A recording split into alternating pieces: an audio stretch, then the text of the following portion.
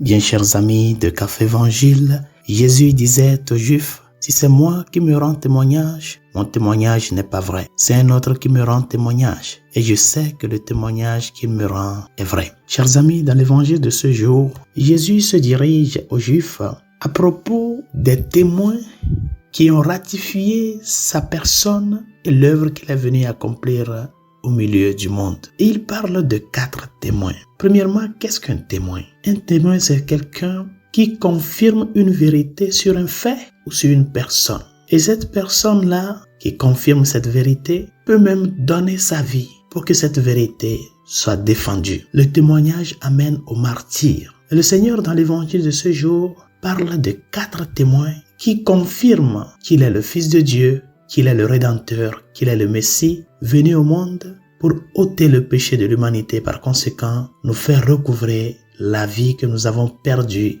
par le péché. Le premier témoin dont il parle, c'est Saint Jean le Baptiste, qui a rendu témoignage à la vérité, qui est le Christ lui-même. Le deuxième témoin, ce sont les miracles qu'il a opérés, les œuvres que le Père m'a donné d'accomplir. Ces œuvres rendent témoignage de moi. Et justement, le Père, Dieu le Père, qui l'a envoyé est le troisième témoin, et c'est lui-même, comme le Christ le dit dans l'évangile, c'est lui-même qui m'a rendu témoignage. Le quatrième témoin qui vient confirmer la vérité sur la personne du Christ et l'œuvre qu'il est venu accomplir dans le monde, ce sont les Écritures. Quand nous parlons ici des Écritures, nous parlons des prophéties de l'Ancien Testament sur le Messie. Vous allez voir que dans beaucoup de passages des évangiles, il y a toujours certaines citations de l'Ancien Testament, des prophéties de l'Ancien Testament, pour nous montrer que ces prophéties sont accomplies en la personne du Christ. Et donc les Écritures rendent aussi témoignage du Christ. On rendu témoignage, je continue par rendre témoignage de la vérité, parce que ces Écritures qui sont des annonces sont parvenues à l'accomplissement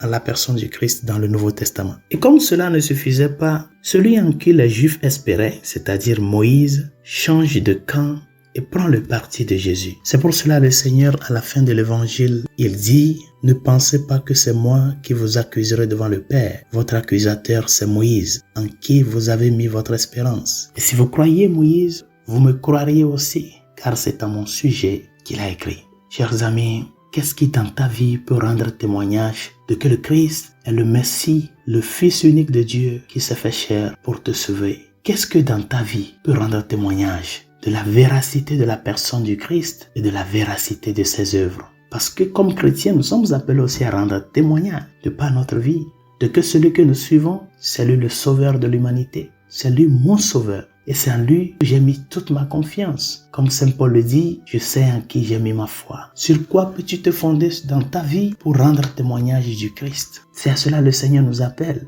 Parce qu'il y a tant de personnes aujourd'hui qui ne veulent pas abandonner la vie qu'elles mènent, qui n'est pas une vie ordonnée à Dieu, et qui ne veulent pas fléchir pour pouvoir sortir de ce monde de gouffre-là et pouvoir retrouver la vraie vie, la vie éternelle que le Christ les a apportée. Parce que pour eux, la vie, c'est la jouissance des choses de ce monde, avoir des quantités de biens matériels, ne jamais souffrir, faire tout pour éloigner ce qu'est la souffrance, la douleur, mener une vie de libertinage, décider de moi ce qui est bien, ce qui est mal. C'est ça pour beaucoup de gens aujourd'hui, la vie. Et si c'est ce que le Christ les offre, ils seront prêts à le prendre. Si le Seigneur nous dit aujourd'hui, venez, j'ai du pain en abondance pour vous, vous n'allez pas travailler. D'ailleurs, dans les évangiles, nous voyons cela. Beaucoup de gens veulent qu'il soit roi pour qu'il leur multiplie des pains. Si le Seigneur nous avait dit, oui, il n'y a pas de péché, faites ce que vous voulez, c'est ça la vie, venez à moi, beaucoup de gens le suivraient. Pour être dans ce confort-là, mais la vraie vie, chers amis, celle que le Christ vous offre, exige que vous renonciez à la vie ancienne, la vie de désordre, la vie de débauche, la vie de péché, et beaucoup malheureusement ne sont pas prêts. Le temps de carême, c'est un temps pour nous faire prendre conscience de qu'il y a quelqu'un qui est venu nous donner